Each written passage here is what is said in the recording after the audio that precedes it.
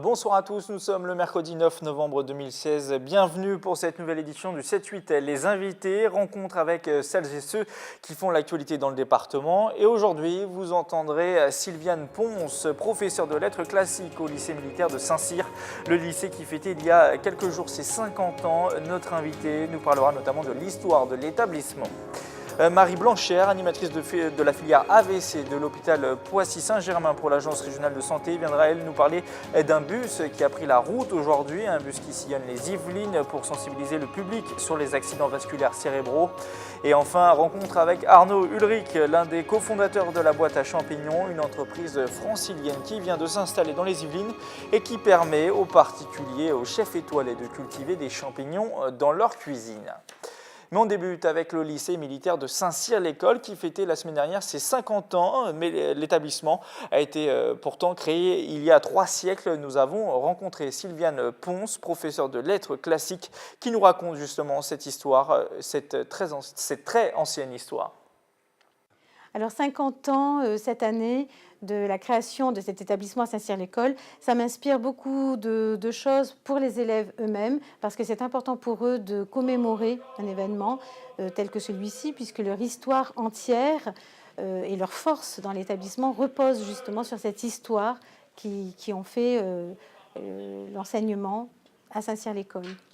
Saint-Cyr-l'École a 50 ans, l'école a 50 ans, mais l'histoire est beaucoup plus large. Elle a commencé il y a, je crois, 3 siècles.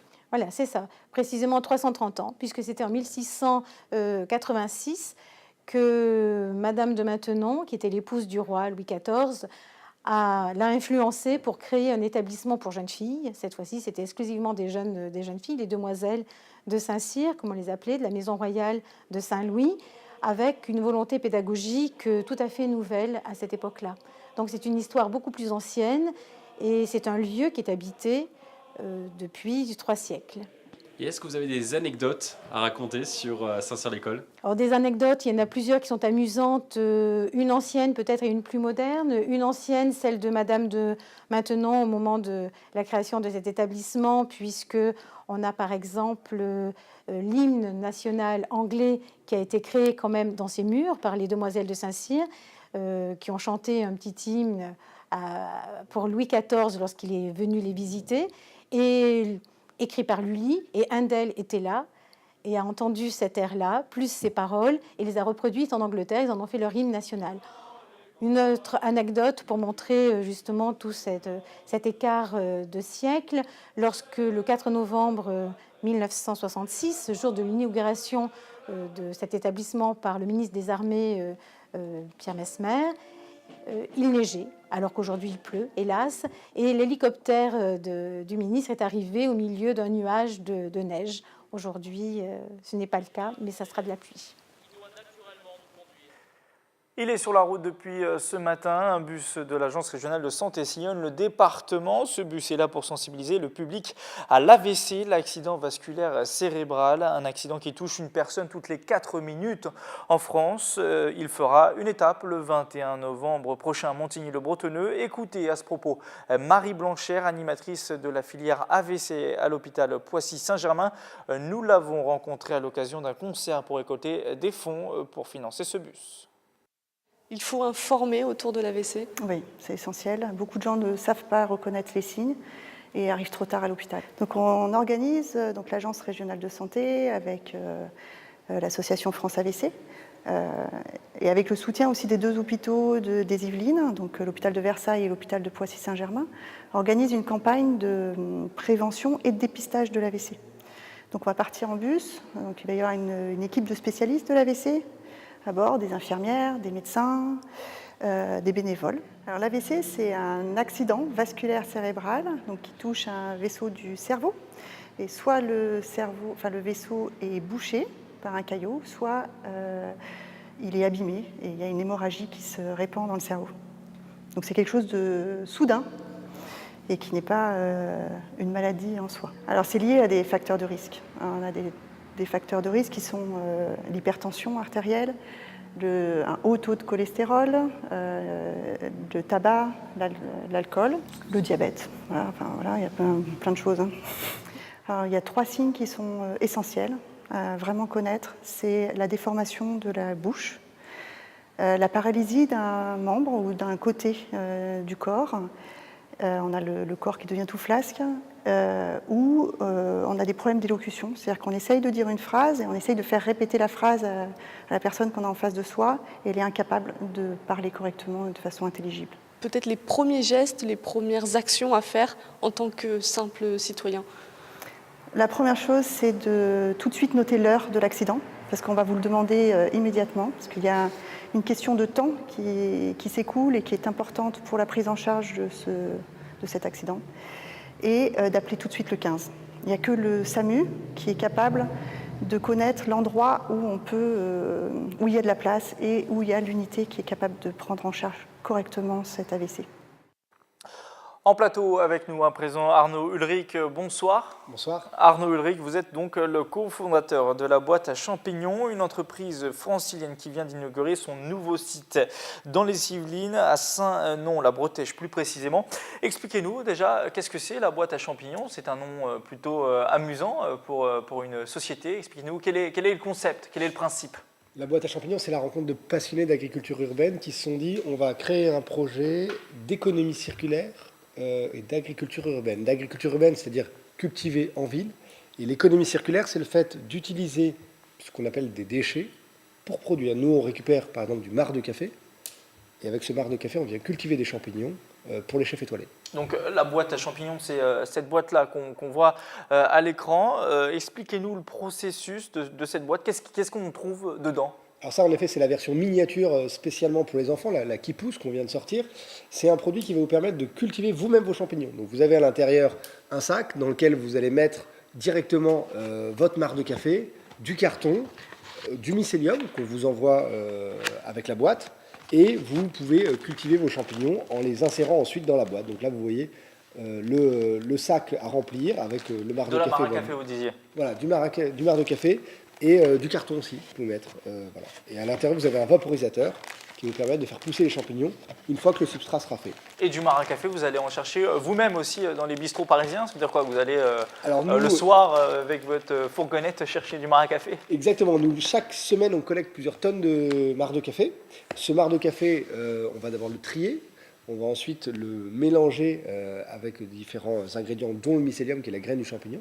Et ensuite, on va venir incubé, donc c'est mélangé dans des grands sacs pour venir ensuite le faire pousser tout près d'ici. Et donc ça, c'est la version, on va dire, minime, c'est pour les particuliers, pour tout le monde. Exactement. En fait, on s'est dit, nous, notre volonté, c'est de permettre à un maximum de faire la même chose que nous. La boîte à champignons, l'idée, c'est de rendre service à la ville en réintégrant une notion de champignon. Le champignon, c'est un élément qui est présent partout dans les forêts, c'est un élément qui va donner de la vie aux forêts, et cet élément, il a été petit à petit chassé de nos villes, donc on le réintègre nous, en cultivant, mais en permettant aussi à des particuliers de faire la même chose.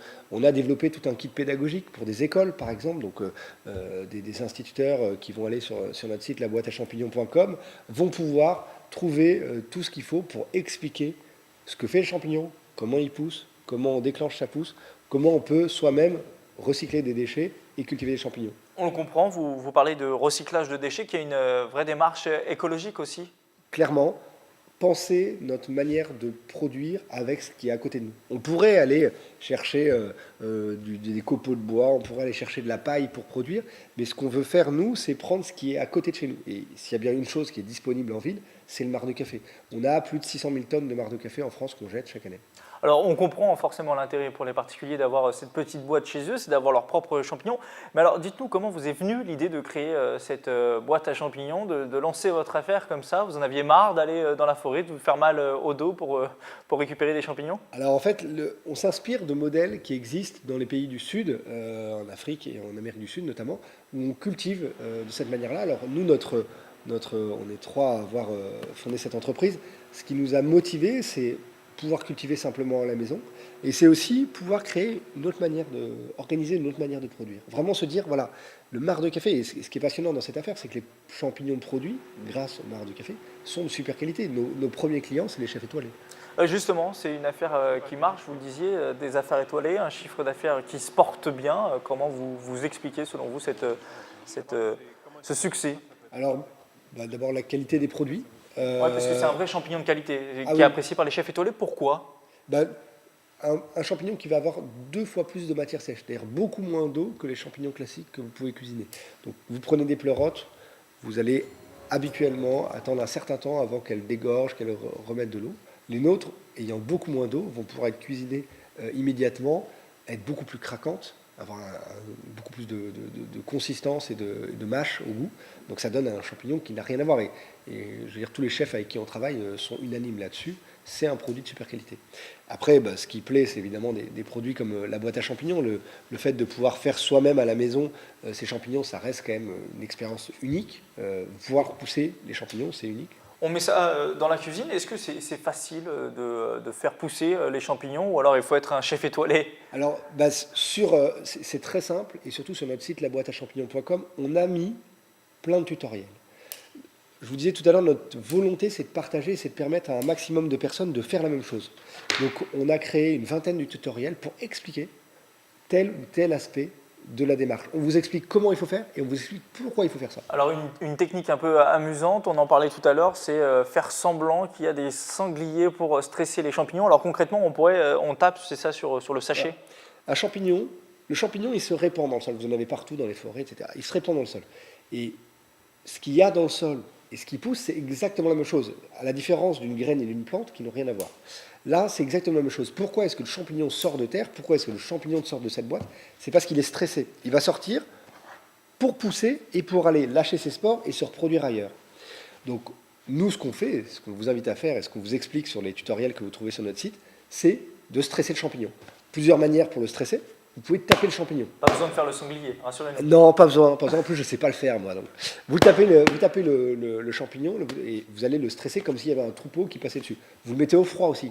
Pourquoi est-ce que les champignons sortent à la fin de l'été? C'est parce qu'il se met à faire froid. J'allais vous poser la question, est-ce que, très rapidement, est-ce qu'on peut utiliser cette boîte à champignons tout le long de l'année ou alors Oui. c'est uniquement certaines périodes? Vous pouvez l'utiliser toute l'année parce qu'en fait, il faut qu'elle pousse entre 15 et 20 degrés. Donc c'est la température qui fait chez vous, on va dire, excepté entre le 15 juillet et le 15 août. Sinon, c'est ce qui fait comme température à l'intérieur dans toutes les maisons. Merci Arnaud Ulrich d'avoir répondu à nos questions. C'est la fin de ce 7-8. Les invités pour ce soir, rendez-vous demain à la même heure pour une nouvelle séquence avec celles et ceux qui font l'actualité départementale. Bonne soirée sur notre antenne.